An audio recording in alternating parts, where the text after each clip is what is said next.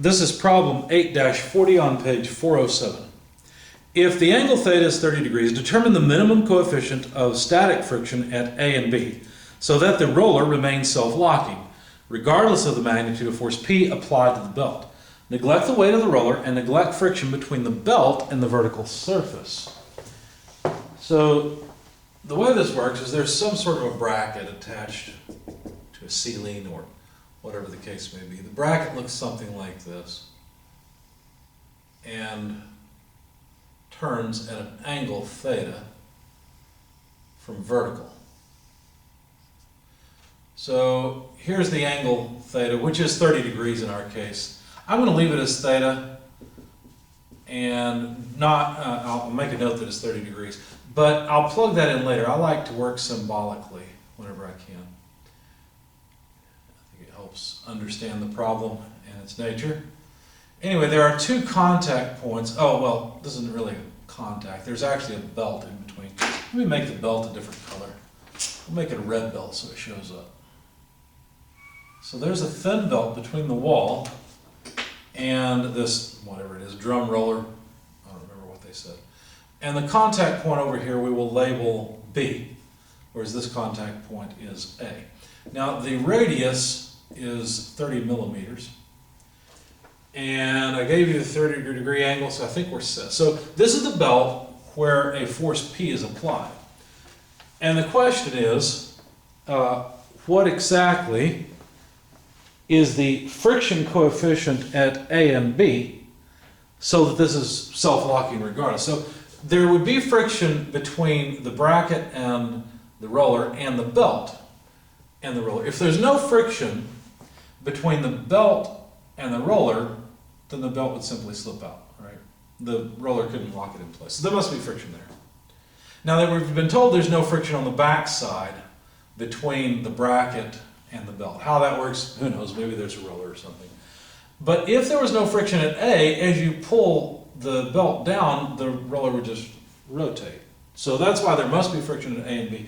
They didn't make it clear, but I think they intended for the friction coefficients at A and B to be equal. But what I did is I worked the problem leaving them different as long as possible and then had to make the assumption that they were the same. But I started my problem with a free body diagram, first of all, of the belt. So let me put the belt over here. Force P is acting downward. There's certainly normal force from the right-hand side. There's no friction on this side, but there is normal force. I call that NB. And from considerations of static equilibrium, it's pretty obvious. The roller must push back with a force equal, so a normal force NB. But then friction must act upward on the belt, and I call that F sub B. So there's my free body diagram of the belt. Now the roller is a little bit different. I probably should have switched sides on these, but oh well. Anyway, the roller has an equal and opposite force in B, and to be careful, you have to have an equal and opposite friction force. So the friction force on the roller is in fact in this direction.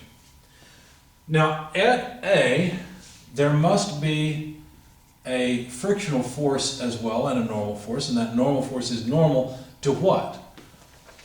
Well, it's normal to this surface, right? So this is the normal force at A, and considering the fact that there's no weight of this drum or roller or whatever they called it, the only other force is a friction force. So if you think about summing moments about the center, the normal force at B and the normal force at A necessarily pass through that point, right? Because this is a point that's tangent to the line, and this is a point tangent to this line. So both normal force at A and normal force at B must pass through the center of that drum.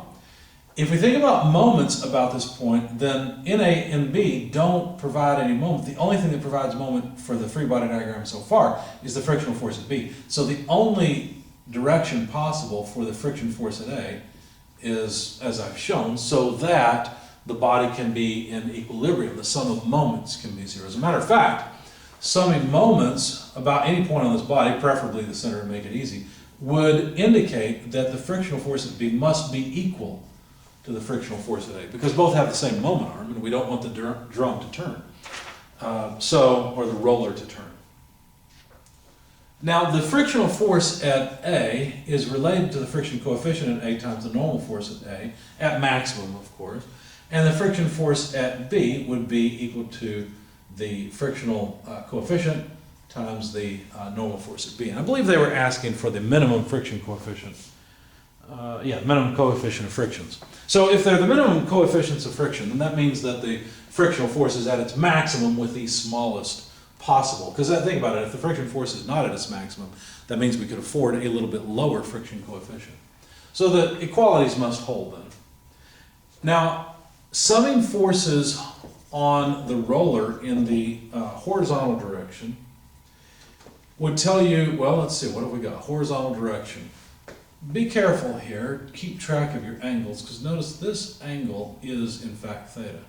Just like, let me move A just a bit, I guess I'll put A over here. Just like this angle here is also theta. Okay? So summing forces in the horizontal direction, well, NA has a contribution, it's NA cos theta. Right? NB is negative, but FA also has a positive horizontal contribution, so plus FA, and notice it would be a sine theta contribution. Okay? And I should have written that in the order I have it in my sheet, but oh well. Now, if we, excuse me, let me go ahead and rearrange this just a bit. So, if I want to solve for NB, I could write NB equals what? Well, we take this to the other side of the equation, and that's it, right? We'd have NA cos theta plus FA sine theta. But let's pause for a minute. FA is mu A NA. And then finally sine theta. So all I did is I replaced FA with this and then finished it off with sine theta. So that's NB. That's the normal force at B. If we sum forces in the y direction,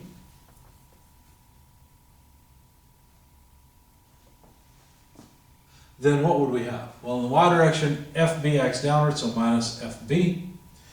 We have NA acts upward, right? There's some positive contribution from NA, and that would be the sine side, so sine theta. What else vertical? Well, FA has a negative contribution, so minus FA, and the vertical piece of FA would be the cosine side, and that sum is equal to 0. 3 terms just as in the other equation. Now, remember, FB is equal to mu B, the friction coefficient, times NB. And so NB works its way into the sum of force in the y equation, not because it has any vertical component, but because it causes the friction force FB, or it's related to the friction force at B. Okay? So notice that I'd like to solve for NB here as well. Now that might be a little bit of a stretch for you, so let me do this a little more slowly. So if we take these two to the other side, mu B NB, take this to the other side, equals NA sine theta minus FA, but FA is mu A NA, and cosine theta. Okay? Hopefully that's not off the screen too badly. Let me make this look more like a mu rather than another N. It's like a U with a big tail at the beginning. So from this you can see that NB is, well, let's see, it's NA multiplied by, what have we got? Sine theta minus mu cosine theta. I'm trying to pull NA out. So we'd have to then divide by mu B. Okay. Now notice that these two equations have NB on the left-hand side, so they must also be equal to one another. So from that, you know what, I'm diverging from my sheet, so I'll just do the algebra here at the board. NA cos theta plus, in fact, let's go ahead and factor out the NA.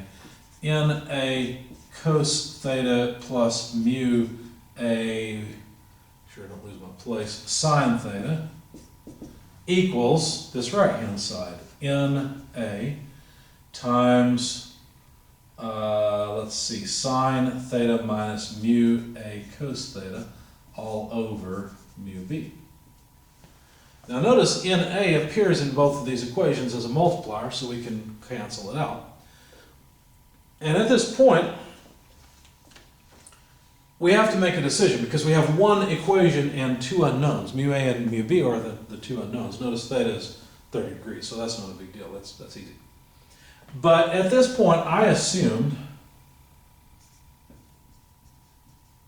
that they meant for the two friction coefficients, mu A and mu B, to be equal to one another. So I went ahead and assumed that. That means I can just erase these subscripts A and B. And now I have one equation, one unknown, which I think is their intention. So you'll notice that this will end up giving us a quadratic form because what have we got? Well, cos theta let me pull the mu to the other side. So mu cos theta multiplying through by mu, we get plus mu squared sine theta, and equals, if we're multiplying through by mu, then it's gone on this side. So sine theta, and it would, if we multiply through by mu, again it's canceling, so it's minus mu cos theta. Okay. So notice we've got two of these terms. When we pull this to the other side, what we'll have is, well, let's put the squared term first. Sine theta mu squared. Okay, that's this term. I like to check them off as I move them around in a situation like this. Take this to the other side. Now we have two of them, so plus 2 cos theta mu. That takes care of those two terms. Pull this term to the other side, minus sine theta, and the result equals 0. So there's a quadratic equation in mu. So all we have to do is use the quadratic formula in order to solve it. So mu equals, what would it be? Negative b. So what is b? Well, here's A, here's B, and here's C. So let's keep track of it. If this is B, this is A, this is C, what would we have? Negative 2 cos theta, it's negative b, plus or minus root b squared. So b squared would be 2 squared cos squared, so that's 4 cos squared theta for b squared, minus 4ac, well, a is sine theta, and c is minus sine theta, divided by 2a, but a is sine theta. Now, notice what happens here. We've got negative times negative is positive. We have sine times sine, which is simply sine squared of theta. And if you factor out the 4, cosine squared plus sine squared is 1. So what we've got is negative 2 cos theta plus or minus the square root of 4 divided by 2 sine theta. So now notice what happens. These 2's all cancel. And be careful with your algebra. A lot of students will cancel a term like this and think that that whole term is just gone. No, there's still a 1 left there. So this is minus cos theta plus or minus 1 divided by sine theta. Okay, that's the friction coefficient that's necessary. So if you plug in theta of 30 degrees, then what you'll find is that mu comes out to either 0.2679, or the other solution, the other quadratic solution, is mu is negative 3.7321. Of course, that doesn't make any sense because the friction coefficient is not ever negative. And so our friction coefficient, the one we want, is this one. That's the minimum friction coefficient so that the roller remains stationary. Now, if the friction coefficient is higher than that, then we won't need as much normal force in order to create static equilibrium. Okay? And so 0.268 or so is the percentage of friction coefficient that we need for this problem.